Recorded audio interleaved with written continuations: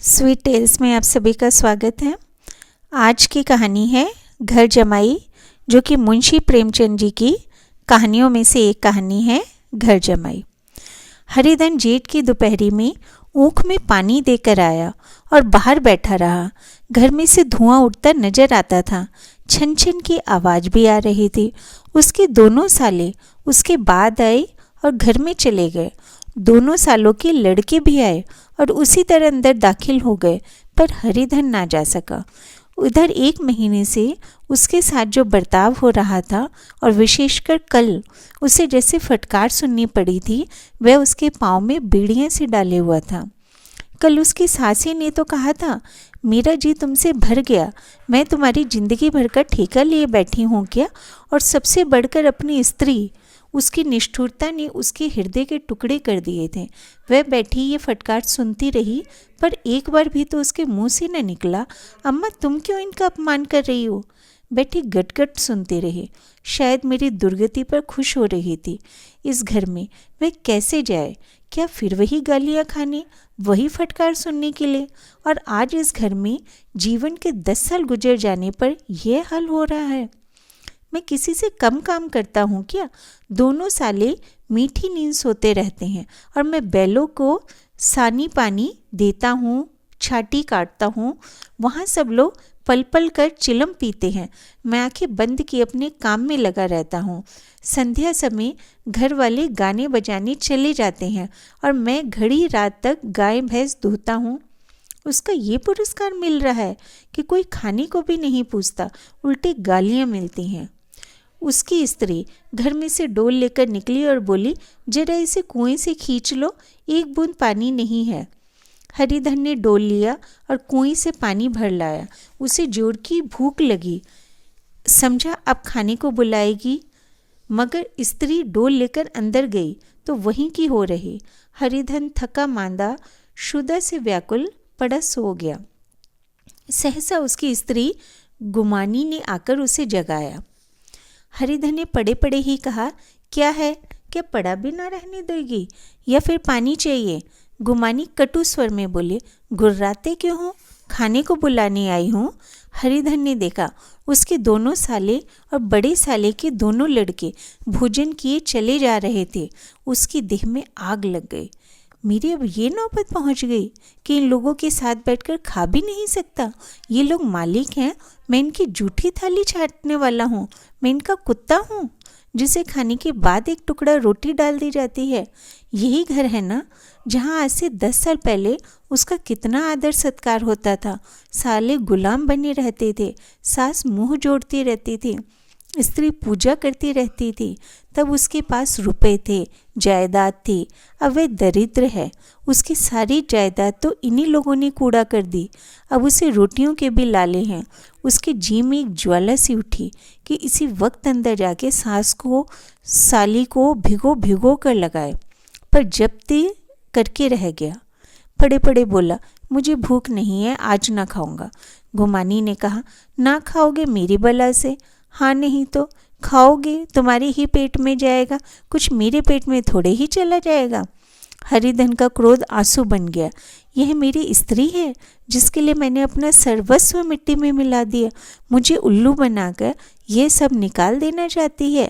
वे अब कहाँ जाए, क्या करें? उसकी सास आकर बोली, चलकर खा क्यों नहीं लेते हो जी? रूठते किस बात पर हो? यहाँ तुम्हारे नखरे सहने का किसी में बूता नहीं है। जो देते हो वह मत देना, और क्या करोगे? तुमसे बेटी ब्याई है, कुछ तुम्हारी जिंदगी का ठेका नहीं लिया है। हरिधन ने मर्माहत होकर कहा, हाँ अम्मा, मेरी भूल थी कि मैं यही समझ रहा था। अब मेरे पास क्या है कि तुम मेरी जिंदगी का ठेका लोगे? जब मेरे पास भी धन था तब सब कुछ आता था। अब दरिद्र हूँ, तुम क्यों बात पूछोगी? बूढ़ी सास भी मुंह फुलाकर भीतर चली गई। बच्चे को ले बाप एक फालतू सी चीज़, एक विलास की वस्तु है, जैसे घोड़े के लिए चने या बाबुओं के लिए मोहन भोग। रोटी दाल मोहन भोग उम्र भर ना मिले तो किसका नुकसान, मगर एक दिन रोटी दाल के दर्शन ना हो तो फिर देखिए क्या हाल होता है। पिता के दर्शन कभी कभी शाम सवेरे हो जाते हैं। वह बच्चे को उछालता है, दुलारता है, कभी गोद में लेकर या उंगली पकड़कर सैर कराने ले जाता है और बस यही उसके कर्तव्य की इति है। वह परदेश चला जाए, बच्चे को परवाह नहीं होती, लेकिन माँ तो बच्चे का सर्वस्व है। बालक 1 मिनट के लिए भी उसका वियोग नहीं सह सकता। पिता कोई हो उसे परवाह नहीं, केवल एक उछालने कूदने वाला आदमी होना चाहिए। लेकिन माता तो अपनी ही होनी चाहिए, 16 आने अपनी, वही रूप, वही रंग, वही प्यार, वही सब कुछ। वह अगर नहीं है तो बालक के जीवन का स्रोत मानो सूख जाता है। फिर वह शिव का नंदी है जिस पर फूल या जल चढ़ाना लाजमी नहीं, अख्तियारी है। हरिधन की माता का आज से 10 साल पहले देहांत हो गया था। उस वक्त उसका विवाह हो चुका था। वह 16 साल का कुमार था, पर माँ के मरते ही उसे मालूम हुआ कि वह कितने निस्सहाय है, जैसे उस घर पर उसका कोई अधिकार ही ना रहा हो। बहनों के विवाह हो चुके थे, भाई कोई दूसरा ना था। बेचारा अकेले घर में जाते भी डरता था। माँ के लिए रोता था, पर माँ की परछाई से डरता था। जिस कोठरी में उसने देह त्याग किया था, उधर वह आंखें तक न उठाता। घर में एक बुआ थी, वह हरिधन को बहुत दुलार करती थी। हरिधन को अब दूध ज़्यादा मिलता, काम भी कम करना पड़ता। बुआ बार बार पूछती, बेटा कुछ खाओगे? बाप भी अब उसे ज़्यादा प्यार करते, उसके लिए अलग एक गाय भी मंगवा दी। कभी कभी उसे कुछ पैसे देते थे कि जैसे चाहे खर्च करो, पर इन मरहमों से वह घाव न पूरा होता जिसने उसकी आत्मा को आहत कर दिया था। वह दुलार और प्यार उसे बार बार माँ की याद दिलाता। माँ की घुड़कियों में जो मजा था वह क्या इस दुलार में था? माँ से मांग मांग कर, लड़ कर, ठुनक कर, रूठ कर लेने में जो आनंद आता था वह क्या इस भिक्षादान में था? पहले वह स्वस्थ था, मांग मांग कर खाता था, लड़ लड़ कर खाता था। अब वह बीमार था, अच्छे से अच्छा पदार्थ उसे दिए जाते पर भूख न थी। साल भर तक वह इस दशा में रहा। फिर दुनिया बदल गई। एक नई स्त्री जिसे लोग उसकी माता कहते थे उसके घर में आई और देखते देखते एक काली घटा की तरह उसके संकुचित भूमंडल पर छा गई। सारी हरियाली, सारे प्रकाश पर अंधकार का पर्दा पड़ गया। हरिधन ने इस नकली माँ से बात तक न की, कभी उसके पास गया तक नहीं। एक दिन घर से निकला और ससुराल आया। बाप ने बार बार बुलावा, पर उसके जीते जी वह उसी घर में ना गया। जिस दिन उसके पिता के देहांत की सूचना मिली, उसे एक प्रकार का ईर्ष्या में हर्ष हुआ। उसकी आंखों में आंसू की एक बूंद भी न आई। इस नए संसार में आकर हरिधन को एक बार फिर मातृ स्नेह का आनंद मिला। उसकी सास ने ऋषि वरदान की भांति उसके शून्य जीवन को विभूतियों से परिपूर्ण कर दिया। मरुभूमि में हरियाली उत्पन्न हो गई। सालियों की चुहल में, सास के स्नेह में, सालों के वाक विलास में और स्त्री के प्रेम में उसके जीवन की सारी आकांक्षाएं पूरी हो गई। सास कहती, बेटा तुम इस घर को अपना ही समझो, तुम्हें मेरी आंखों के तारे हो। वह उससे अपने लड़कों की, बहुओं की शिकायत करती। वह दिल में समझता, सास जी मुझे अपने बेटों से भी ज़्यादा चाहते हैं। बाप के मरते ही वह घर गया और अपने हिस्से की जायदाद को कूड़ा करके रुपयों की थैली लेकर फिर आ गया। अब उसका दूना आदर सत्कार होने लगा। उसने अपनी सारी संपत्ति सास के चरणों पे अर्पण करके अपने जीवन को सार्थक कर दिया। अब तक उसे कभी कभी घर की याद आ जाती थी, अब भूलकर भी उसकी याद न आती, मानो वह उसके जीवन का कोई भीषण कारण था जिसे वह भूल जाना ही उसके लिए अच्छा था। वह सबसे पहले उठता, सबसे ज़्यादा काम करता। उसका मनोयोग, उसका परिश्रम देखकर गांव के लोग दांतों तले उंगली दबाते, उसके ससुर का भाग्य बखानते, जिसे ऐसा दामाद मिल गया। लेकिन ज्यों-ज्यों दिन गुजरते गए उसका मान सम्मान घटता गया। पहले देवता था, फिर घर का आदमी, अंत में घर का दास हो गया। रोटियों में भी बाधा पड़ गई, अपमान भी होने लगा। अगर घर के लोग भूखों मरते तो साथ ही उसे भी मरना पड़ता तो उसे जरा भी शिकायत ना होती। लेकिन जब वह देखता कि लोग मूँछों पर ताप दे रहे हैं, केवल मैं ही दूध की मक्खी बना दिया गया हूँ, तो उसके अंतःस्थल से एक लंबी ठंडी आह निकल जाती। अभी उसकी उम्र कुल 25 ही साल तो थी। इतनी उम्र इस घर में कैसे गुजरेगी? और तो और उसकी स्त्री ने भी आंखें फेर ली। यह उस विपत्ति का सबसे क्रूर दृश्य था। हरिधन तो उधर भूखा प्यासा चिंता दाह में जल रहा था, इधर घर में सास जी और दोनों सालों में बातें हो रही थी। गुमानी भी हाँ में हाँ मिलाते जाते थे। बड़े साले ने कहा, हम लोगों की बराबरी करते हैं, ये नहीं समझते कि किसी ने उनकी जिंदगी भर का बीड़ा थोड़े ही लिया है। 10 साल हो गए हैं, इतने दिनों में क्या 2-3 हजार ना हड़प गए होंगे? छोटे साले बोले, मजूर हो तो आदमी घुड़के भी डांटे भी, अब इनकी कोई क्या कहे, ना जाने इनसे कभी पिंड छूटेगा भी या नहीं। अपने दिल में समझते होंगे मैंने 2000 रुपये नहीं दिए हैं, ये नहीं समझते कि उनके 2000 कब के उड़ चुके हैं। 1.25 सेर तो 1 जून को चाहिए। सास ने गंभीर भाव से कहा, बड़ी भारी खुराक है। घुमानी माता के सर से जू निकाल रहे थे। सुलगते हृदय से बोले, निकम्मे आदमी को खाने के सिवा काम ही क्या रहता है? बड़े, खाने की कोई बात नहीं, जिसको जितनी भूख हो उतना खाए, लेकिन कुछ पैदा भी तो करना चाहिए। ये नहीं समझते कि पहुनाई में किसी के दिन कटे हैं। छोटे, मैं तो एक दिन कह दूंगा कि अब अपनी राह ले लीजिए, आपका कर्जा नहीं खाया है। गुमानी घर वालों की ऐसी ऐसी बातें सुनकर अपने पति से द्वेष करने लगी। अगर वह बाहर से 4 पैसे लाता तो इस घर में उसका कितना मान सम्मान होता। वह भी रानी बनकर रहती। न जाने क्यों कहीं बाहर जाकर कमाते उनकी नानी मरती है। गुमानी की मनोवृत्तियाँ अभी तक बिल्कुल बालपन की सी थी। उसका अपना कोई घर ना था। उसी घर का हित अहित उसके लिए भी प्रधान था। वह भी उन्हीं शब्दों में विचार करती थी। इस समस्या को उन्हीं आँखों से देखती जैसे उसके घर वाले देखते थे। सच तो ये है कि 2000 रुपये में क्या किसी को मोल ले लेंगे? 10 साल में 2000 रुपये होते ही क्या हैं?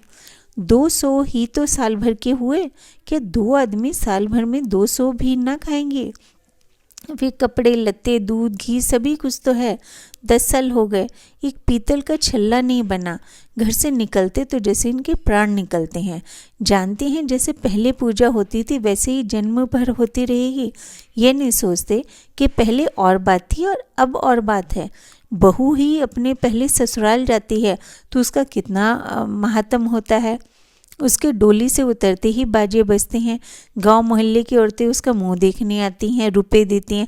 महीने उसे घर में अच्छा खाने को मिलता है, अच्छा पहनने को मिलता है, कोई काम भी नहीं लिया जाता। लेकिन 6 महीने बाद कोई उसकी बात भी नहीं पूछता। वह घर भर की लौंडी हो जाती है और उसके घर में मेरी भी तो वही गति होती। फिर काहे का रोना? जो ये कहो कि मैं तो काम करता हूँ तो तुम्हारी भूल है। मजूर की और बात होती है। उसे आदमी डांटता भी है, मारता भी है, जब चाहता है रखता, जब चाहता है निकाल देता, कसकर काम लेता है। ये नहीं कि जब जी में आया कुछ काम किया, जब जी में आया पढ़कर सो रहे। हरिधन अभी अंदर ही अंदर सुलग रहा था कि दोनों साले बाहर आए और बड़े साहब बोले, भैया उठो, तीसरा पहर ढल गया है, कब तक सोते रहोगे? सारा खेत पड़ा हुआ है। हरिधन चट उठ बैठा और तीव्र स्वर में बोला, क्या तुम लोगों ने मुझे उल्लू समझ रखा है? दोनों साले हक्के बक्के हो गए। जिस आदमी ने कभी जबान नहीं खोली, हमेशा गुलामों की तरह हाथ बांधे नजर आता रहा, वह आज अचानक इतना आत्माभिमानी कैसे हो गया? यह उनको चौंका देने के लिए काफ़ी था। कुछ जवाब भी न सूझा। हरिधन ने देखा इन दोनों के कदम उखड़ गए हैं तो एक धक्का और देने की प्रबल इच्छा को न रोक सका। उसी ढंग से बोला, मेरी भी आंखें हैं, अंधा नहीं हूँ, बहरा भी नहीं हूँ। छाती फाड़ कर काम करूँ और उस पर भी कुत्ता समझा रहा हूँ? ऐसे गधे कहीं और होंगे। अब बड़े साले भी गर्म पड़े, तुम्हें किसी ने यहाँ बांध तो नहीं रखा है? अब की हरिधन लाजवाब हुआ, कोई बात न सूझी। बड़े ने फिर उसी ढंग से कहा, अगर तुम्हें चाहो कि जन्म भर पाहुने बने रहो और तुम्हारा वैसे ही आदर सत्कार होता रहे तो ये हमारे बस की बात नहीं है। हरिधन ने आंखें निकाल कर कहा, क्या मैं तुम लोगों से कम काम करता हूँ? बड़े, ये कौन कहता है? तो हरिधन, तो तुम्हारे घर की यही नीति है कि जो सबसे ज़्यादा काम करे वही भूखों मारा जाए? बड़े, तुम खुद खाने नहीं आए हो, क्या कोई तुम्हारे मुंह में कौर डाल देगा? हरिधन ने होंठ चबाकर कहा, मैं खुद खाने नहीं गया, कहते तुम्हें लाज नहीं आती? नहीं आती, बहन तुम्हें बुलाने आई। हरिधन की आंखों में खून उतर गया, दांत पीस कर रह गया। छोटे साले ने कहा, अम्मा भी तो आई थी, तुमने कह दिया था मुझे भूख नहीं है, तो क्या करती? सास भीतर से लपकी चली आ रही थी। यह बात सुनकर बोली, कितनी कहकर हार गई, कोई उठे ना तो मैं क्या करूं? हरिधन ने विष, खून और आग से भरे हुए स्वर में कहा, मैं तुम्हारी लड़की का जूठा खाने के लिए नहीं आया हूँ। मैं कुत्ता हूँ क्या? तुम लोग खाकर मेरे सामने रूखी रोटी का टुकड़ा फेंक दो। बुढ़िया ने भी ऐंठ कर कहा, तो क्या तुम लड़कों की बराबरी करोगे? हरिधन परास्त हो गया। बुढ़िया के एक ही वाक प्रहार ने उसका काम तमाम कर दिया। उसकी तनी हुई भवें ढीली पड़ गई, आंखों की आग बुझ गई, फड़कते हुए नथुने शांत हो गए। किसी आहत मनुष्य के भांति वह जमीन पर गिर पड़ा। क्या तुम मेरे लड़कों की बराबरी करोगे? ये वाक्य एक लंबे भाले की तरह उसके हृदय में चुभता चला गया। न हृदय का अंत था और न ही उस भाले का। सारे घर ने खाना खाया, पर हरिधन ना उठा। सास ने मनाया, सालियों ने मनाया, ससुर ने मनाया, दोनों साले मनाकर हार गए, पर हरिधन ना उठा। वह द्वार पर एक टाट पर पड़ा रहा था। उसे उठाकर सबसे अलग कुएं पर ले गया और जगत पर बिछाकर पड़ा रहा। रात भीग चुकी थी। अनंत प्रकाश में उज्ज्वल तारे बालकों की भांति क्रीड़ा कर रहे थे। कोई नाचता था, कोई उछलता था, कोई हंसता था, कोई आंखें मीचकर फिर खोल देता था। रह रहकर कोई साहसी बालक सपाटा भरकर एक पल में उस विस्तृत क्षेत्र को पार कर लेता था और ना जाने कहाँ छा जाता था। हरिधन को अपना बचपन याद आया, जब वह भी इसी तरह क्रीड़ा करता था। उसकी बाल स्मृतियाँ उन्हीं चमकीले तारों की भांति प्रज्वलित हो गई। वह अपना छोटा सा घर, वह आम का बाग जहाँ वह केरियाँ चुना करता था, वह मैदान जहाँ वह कबड्डी खेला करता था, सब कुछ उसको याद आने लगा। फिर अपनी स्नेहमयी माता की सदैव मूर्ति उसके सामने खड़ी हो गई। उन आँखों में कितनी करुणा थी, कितनी दया थी। उसे ऐसा जान पड़ा मानो माता आँखों में आंसू भरे उसे छाती से लगा लेने के लिए हाथ फैलाए उसकी ओर चली आ रही है। वह उस मधुर भावना में अपने को भूल गया। ऐसा जान पड़ा मानो माता ने उसे छाती से लगा लिया और उसके सर पर हाथ फेर रही है। वह रोने लगा, फूट फूट कर रोने लगा। उसी आत्मसमोहित दशा में उसके मुंह से शब्द निकला, अम्मा तुमने मुझे इतना भुला दिया। देखो तुम्हारे प्यारे लाल की क्या दशा हो रही है, कोई उसे पानी को भी नहीं पूछता। क्या जहाँ तुम हो वहाँ मेरे लिए जगह नहीं है? सहसा गुमानी ने आकर पुकारा, क्या सो गए तुम? ऐसी भी क्या राक्षसी नींद? चलकर खाना क्यों नहीं खा लेते हो? कब तक कोई तुम्हारे लिए बैठा रहे? हरिधन उस कल्पना जगत से क्रूर प्रत्यक्ष में आ गया। वहीं कुएं की जगत थी, वहीं फटा हुआ टाट, और गुमानी सामने खड़ी कह रही थी, कब तक कोई तुम्हारे लिए बैठा रहे? हरिधन उठ बैठा और मानो तलवार म्यान से निकालकर बोला, भला तुम्हें मेरी सुध तो आई? मैंने तो कह दिया था मुझे भूख नहीं है। गुमानी, तो कितने दिन तक ना खाओगे? अब तक इस घर का पानी भी ना पीऊँगा। तुम मेरे साथ चलना है या नहीं? दृढ़ संकल्प से भरे हुए शब्दों को सुनकर गुमानी सहम उठी। बोली, कहाँ जा रही हो? हरिधन ने मानो नशे में कहा, तुझे इससे क्या मतलब मेरे साथ चलेगी या नहीं? फिर पीछे से ना कहना कि मुझसे कहा नहीं। गुमानी आपत्ति के भाव से बोली, तुम बताते क्यों नहीं हो कहाँ जा रहे हो? तू मेरे साथ चलेगी या नहीं? जब तक तुम बता ना दोगे मैं नहीं जाऊंगी। तो मालूम हो गया तू नहीं जाना चाहती। मुझे इतना ही पूछना था, नहीं तो अब तक मैं आधी दूर निकल गया होता। यह कहकर उठा और अपने घर की ओर चला। गुमानी पुकारती रही, सुन लो, पर उसने पीछे फिरकर भी ना देखा। 30 मील की मंजिल हरिधन ने 5 घंटे में तय की। जब तक अपने गांव की अमराइयों के सामने पहुंचा तो उसकी मातृ भावना उषा की सुनहरी गोद में खेल रही थी। वह इन वृक्षों को देखकर उसका हृदय नाचने लगा। मंदिर का सुनहरा कलश देखकर वह इस तरह दौड़ा मानो एक छलांग में उसके ऊपर पहुंचेगा। वह वेग से दौड़ा जा रहा था, मानो उसकी माता गोद फैलाए उसे बुला रही थी। जब वह आमों के बाग में पहुंचा, जहां डालियों पर बैठकर वह हाथी की सवारी का आनंद पाता था, जहां की कच्ची बेरों और लिसोड़ों में एक स्वर्गीय स्वाद था, तो वह बैठ गया और भूमि पर सर झुकाकर रोने लगा, मानो अपनी माता को अपनी विपत्ति कथा सुना रहा हो। वहाँ की वायु में, वहाँ के प्रकाश में मानो उसका विराट रूपणी माता व्याप्त हो रही थी। वहाँ की अंगुल भूमि माता की पद चिन्हों से पवित्र थी। माता के स्नेह में डूबे हुए शब्द अभी तक मानो आकाश में गूंज रहे थे। इस वायु और इस आकाश में न जाने कौन कौन सी संजीवनी थी, जिसने उसके शौकत हृदय को बालोत्साह से भर दिया। वह एक पेड़ पर चढ़कर इधर उधर से आम तोड़ तोड़कर खाने लगा। सास के वह कठोर शब्द, स्त्री के वह निष्ठुर आघात, वह सारा अपमान वह भूल गया। उसके पांव फूल गए थे, तलवों में जलन हो रही थी, पर इस आनंद में उसे किसी बात का ध्यान ही ना था। सहसा रखवाली ने पुकारा, वह कौन ऊपर चढ़ा हुआ है रे? उतर अभी, नहीं तो ऐसा पत्थर खींचकर मारूंगा कि वहीं ठंडे हो जाओगे। उसने कई गालियां भी दी। इस फटकार और इन गालियों में उस समय हरिधन को अलौकिक आनंद मिल रहा था। वह डालियों में छिप गया, कई आम काट काट कर नीचे गिराए और जोर से ठट्ठा मारकर हंसा। ऐसी उल्लास से भरी हुई हंसी उसने बहुत दिनों से ना हंसी थी। रखवाले को वह हंसी परिचित से मालूम हुई, मगर हरिधन यहाँ कहाँ?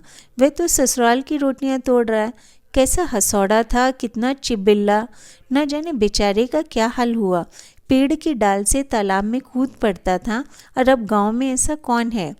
डांट कर बोला, वहाँ बैठे बैठे हंसोगे तो आकर सारी हंसी निकाल दूंगा, नहीं तो सीधे उतर जाओ।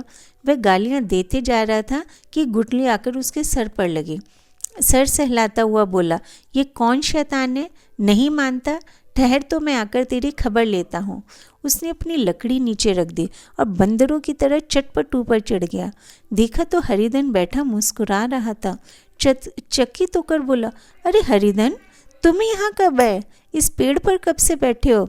दोनों बचपन के सखा वहीं गले मिले। यहाँ कब आए? चलो घर चलो। भले आदमी, क्या आम भी मयसर न होते थे? हरिधन ने मुस्कुराकर कहा, मंगरू, इन आमों में जो स्वाद है वह और कहीं के आमों में नहीं। गांव का क्या रंग ढंग है। मंगरू, सब चैन चैन है भैया, तुमने तो जैसे नाता ही तोड़ लिया। इस तरह कोई अपना गांव घर छोड़ के जाता है? जब से तुम्हारे दादा मरे सारी गृहस्थी चौपट हो गई। 2 छोटे छोटे लड़के हैं, उनके लिए क्या होता है? हरिधन, मुझे अब उस गिरफ्ती से क्या वास्ता है भाई, मैं तो अपना ले दे चुका हूँ। मजूरी तो मिलेगी ना? तुम्हारी गैया मैं ही चरा दिया करूँगा, मुझे खाने को दे देना। मंगरू ने अविश्वास के भाव से कहा, अरे भैया, कैसी बात करते हो?